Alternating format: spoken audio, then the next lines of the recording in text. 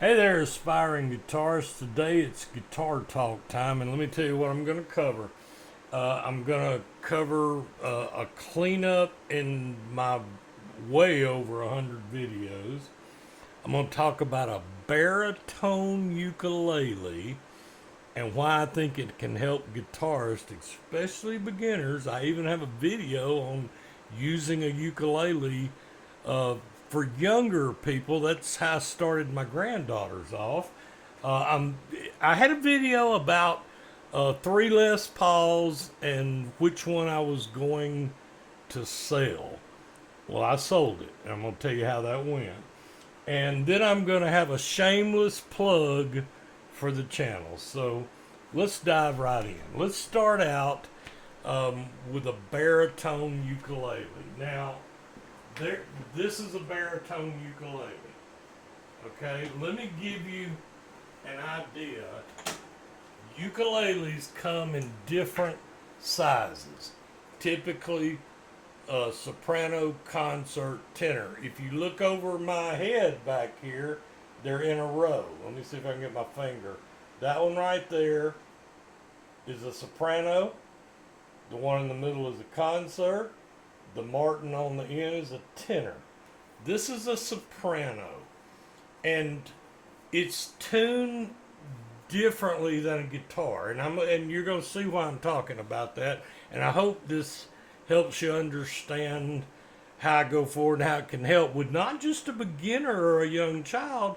It actually helps me with rhythm and other things. But I haven't tuned this in a while. This is a carbon fiber Enya.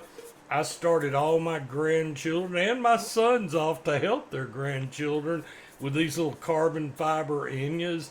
The very first thing one of my grandchildren did was strum it. He got him strumming, and then she just threw it up in there. She was 2 years old, and my son picked it up. It was still in tune, kept playing. It was that these things are just they're unbelievable. But anyway, typically this is tuned G C E A. Now remember that because and it's like good cats eat apples. That's what they always tell you. And when you strum a ukulele, they tell you it makes the sound. My dog has fleas. So that's what they say. Okay. Now, one of the things, real quick, and I'll get off this. You can make a C chord with just one note, and and well over here, and so it's part of what I taught. They can play simple songs. Then, as you graduate and move up uh, from a soprano to a concert to a tenor, all that is the same. They're just bigger sizes, but you still got the GCEA tuning. The chords are basically different in a chord book. Um, some people say they're hard, some people say they're easier, but it helped me to get across rhythm. Now, why I brought this up? Here's your baritone. I don't want you to look at the difference between the baritone and the soprano. Ooh, do you see where I'm going with this? The baritone, this is the soprano, this is the baritone, is actually similar to some of my little travel guitars. In fact, let's just pull one of them up. Okay, this is a smaller size Luna, and you can see it's pretty close. So, it's a much bigger guitar. Now, what does that mean to a guitarist or somebody learning? Well, you're going to have a little bit wider fretboard than this itty bitty thing here that's not so wide and maybe hard to get your fingers in there if you're an adult. But why do I think a baritone in particular can help a guitarist? Well, you remember E, B, G, D. In a guitar, you have A and E. The baritone is tuned just like the high strings from the floor. 1, 2, 3, 4. What that means is A D chord on a guitar is the same as on a baritone. Now, you're going to get into differences, like naturally on a guitar to make an open chord G, we have to get up to the 6th and the 5th fret. So on the baritone, you'll see when they show chords, the C gets up there on the 5th fret as well. So, just like I showed my first chord that I teach a student is the little 3-string C with fretting the 1st fret, 2nd string. Same thing. So a baritone is nylon strings.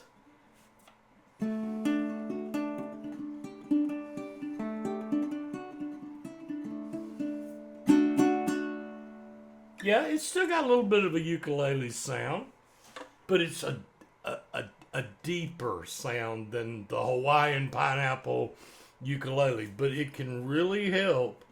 I also have 2 grandchildren that I gave lute guitars. I did a video about what I thought about that. 3 strings.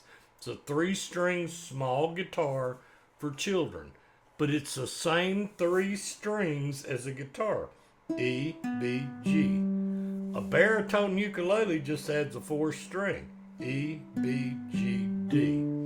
Now, if you were doing our elephants and donkeys grow big ears like we do on a guitar, you would have the 6th string, E, the 5th string, A, elephants and then the baritone picks it up. Donkeys grow big ears. So I think the baritone, it's easy to hold. Oh gosh, it's light. This is an Alvarez. I bought this for a little over $100. I've seen good baritones, although baritones are not as readily available as soprano concerts and tenors. They're just not. Not that I've found. But I love this little baritone. Like I said, I paid a little over $100 for it. I think I bought it at Musician's Friend. It's light. I can even do scales down here on the higher strings. You can play a little bit of everything.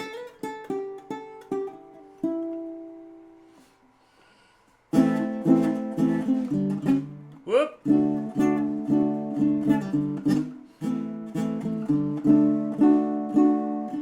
It's like anything, you got to get used to the fretboard configuration. It doesn't take me but a second to get used to it. So anyway, just a thought on a baritone ukulele. And a lot of people don't realize that it is tuned the same as a guitar. But now what I have found, some places will advertise a baritone ukulele, but then they'll tell you it's tuned like a regular ukulele. The G, like the soprano, the concert, and the tenor with the G, C, E, A. Good cats eat apples is the one they always try to tell you. So I would suggest if you're going to buy one online, make sure that you check that it is tuned to the guitar style. And most of them were, but I found a few and I was like, why are you advertising this as a baritone? Why don't you say just baritone size? Who knows? Okay, let's move on to the next topic. Video cutting on the channel. I'm pushing 200 videos, and you saw I did a video the other day about more to learn and editing videos where I go in the description and to avoid confusion, because my reason for being here is to help guitarists. And I don't want people going down a rabbit hole in my channel. I had a buddy of mine who I went to high school with. He found out about my channel. He said, David, my gosh, this is some great stuff. It helped me get back into guitar. And he's like me. He's 63, pushing 64. I'll be 64 in 2 weeks. But he was like, but I didn't know where to start. He said, you got so much stuff. I'm fixing to unlist some of these things. I'm not saying they weren't good, but I'm scared it's gonna make somebody go down a rabbit hole. Now, if you're a YouTube premium member. If I'm not mistaken, you can download videos. I know I do. If you want to download them, that's fine. I'm not saying I won't periodically bring it back up and say this was an old video, and then preface it with there's much more to learn or something like that. But I in the interest of someone coming to the channel or the regular subscribers going back to review something, I don't want you to not want. I have playlists that I think can help. I use playlists like Ricky Comiskey. I use his playlist in combination with his book all the time. And his playlist, like, he gets down deep. He'll take a minor pentatonic scale and he'll have a playlist on nothing but the minor pentatonic scale. And it's beautiful because I can go through step by step. I can get that building upon each other learning by virtue of the great detail and thought he put into organizing something. And that's what I want for my subscribers and for new people. Okay. You remember the Les Paul video where I showed 3 Les Pauls? I showed my Epiphone Adam Jones Mark Ryden artist Queen Bee collection that had some nostalgia to me because it was the high school mascot. And I no longer have that high school or an alma mater. It burned to the ground. I went into that. Then I had a little $149 Epiphone dual humbucker matte finish I got on the stupid deal of the day for doggone around $100 out from Musician's Friend, and it's still one of the easiest and lightest Les Pauls that I have, because I have several Les Paul styles. But then I had the Blueberry Burst 60s figured $3,000 Gibson Les Paul, and in the video I explained why I was getting rid of it. I had scratched that itch. It's heavy. I'm not trying to start a debate there. I even have a video where I tried to be pro heavy. The older I get, I'm not so sure I go along with that anymore. I also had to ask myself, what are you going to do with the guitar? Are you going to play the darn thing? Because even these cases behind me and over there, and then the guest bedroom where you see the guitars hanging all over the wall, I still think guitars need to be played. And I expressed to y'all in a video why I was whittling down my collection. So anyway, without further ado, what happened? Well, I put it on Facebook Marketplace, and I created a photo like a meme. And basically, I tried not to be rude, but I was very matter of fact. And I said, guitar pictures follow. Because that's the first thing you see, is a picture of the guitar. And I said, but understand, if you don't answer the simple questions in my description that shows me you are an educated guitarist and not just someone trying to resell and get something for nothing, I will ignore every single message that you have. Okay, now I realize, boom, right off the bat, who the heck do you think you are? As I said in my other video, I know who I am. It worked. Got back a guy who lives 120 miles from me. He's a guitarist. He recognized I sold that Blueberry Burst $2,700 retail for $1,500 cash. And I made it very clear in the description, it's cash. You come in there and start screwing me at the police department safe exchange zone, which was where I met him. And he was like, oh yeah, that protects all of us. It was a great experience. 3 cameras were on us. I verified with the mayor and the dispatch, and we had a great, pleasant transaction. He answered my questions because I asked him, if you can't tell me what the nut width, the type of fingerboard, you could have got that off of a darn Sweetwater YouTube search. But I explained in my video, and this ain't for everybody, I'm just telling you what I did, that I had no desire to sell to an uneducated guitarist, none. That this was a great deal. The guitar was in mint condition. that I was selling it for what the low end of reverb. In fact, I sold it for reverb said the low end for excellent condition was $1,588. I sold it $1,500 cash. The guy could not have been more tickled. We met in the parking lot at the police station. He had a little Fender Micro mini amp. I brought my positive grid so he could hear it. Opened up, took my wife's SUV instead of my truck so that he was able to open the very nice case without having to worry about putting it on the cement parking lot or anything like that.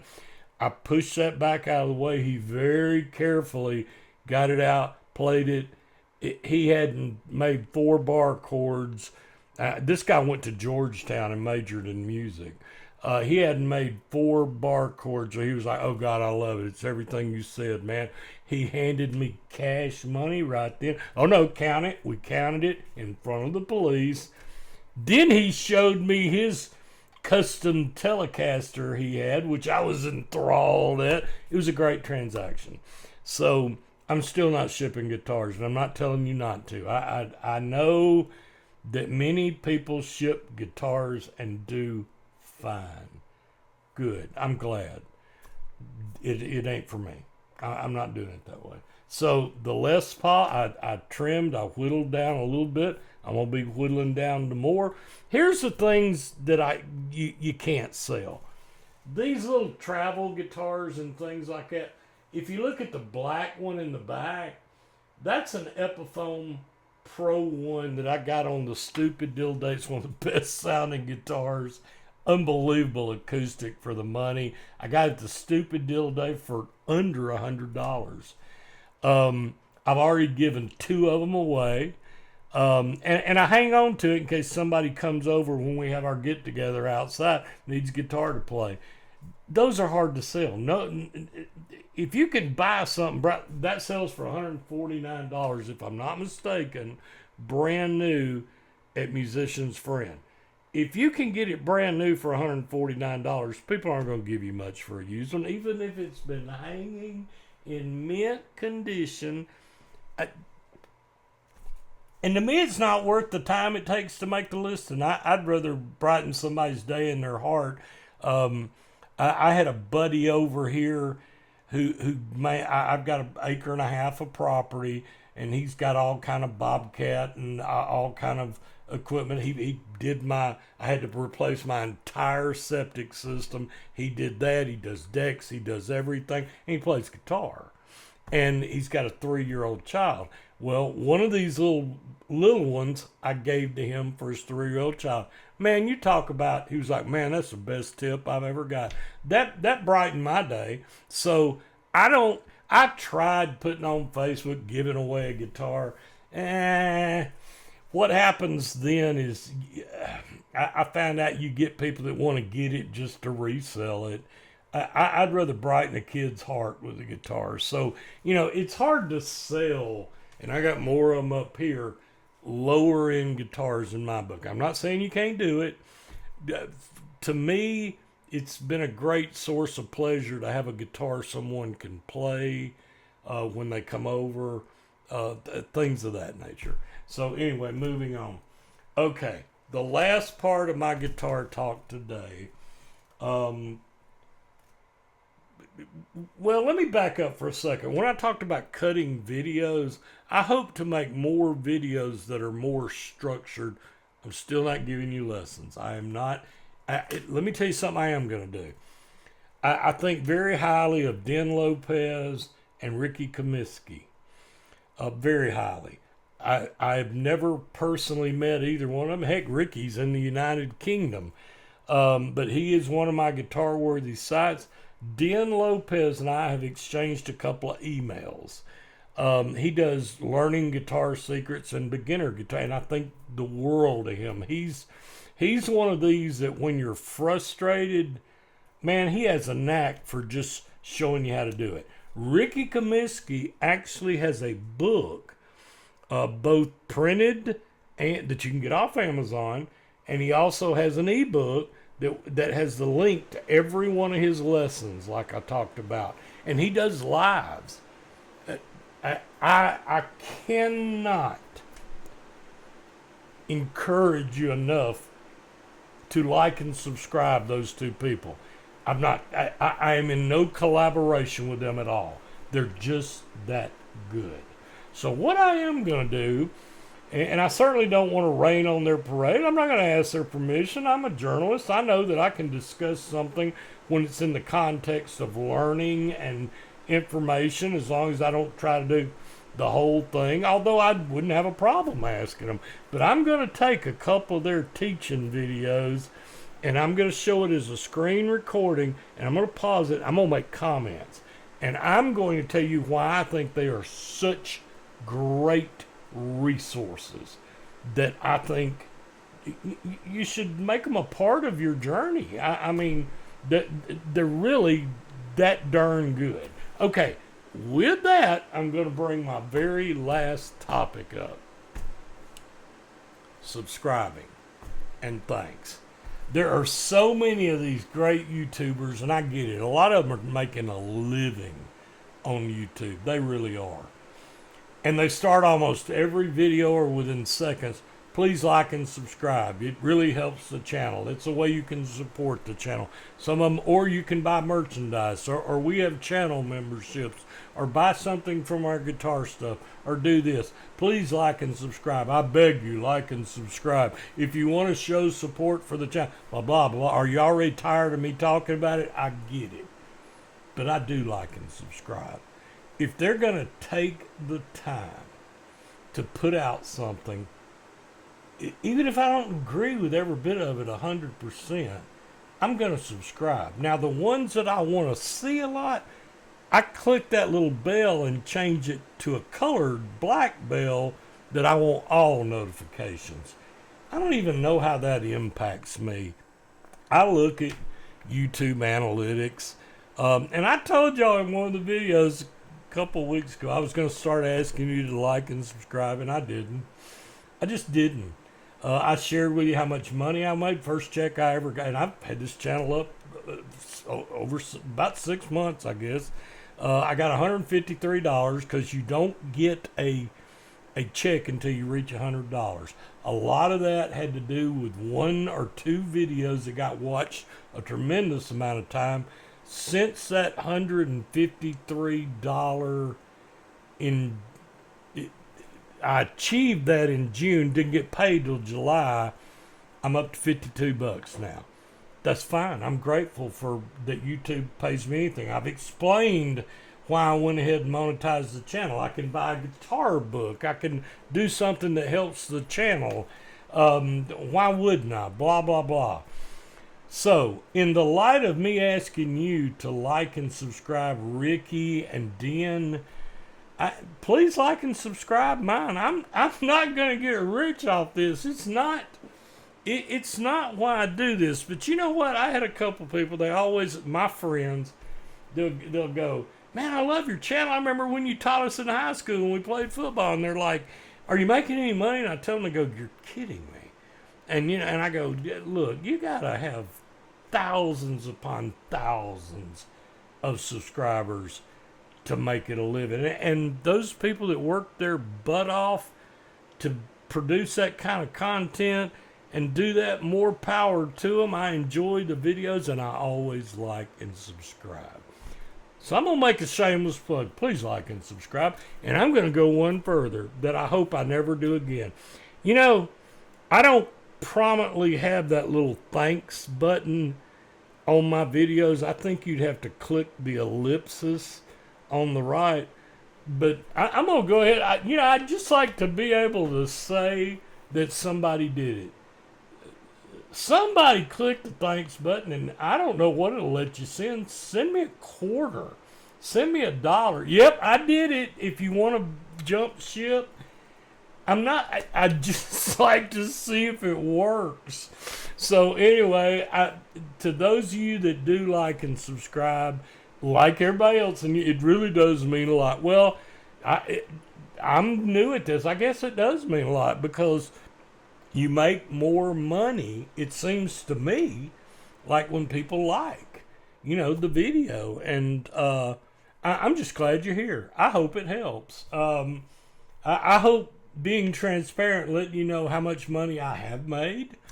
That to me, I would just be I'm an old journalist and newspaper guy and computer guy. I would be unbelievably naive to think this could be a source of income for me. It's just not. I mean, I know that I appeal mainly to older guitarists who are my age, but I do hope it helps. I really do. So, hey, if you stuck with this video this long, man, thanks. Don't forget, the comments are no longer monitored. They're not held for review anymore. I've got the setting at strict, but remember the thing I did tell you, I'm not going to monitor them on a daily basis.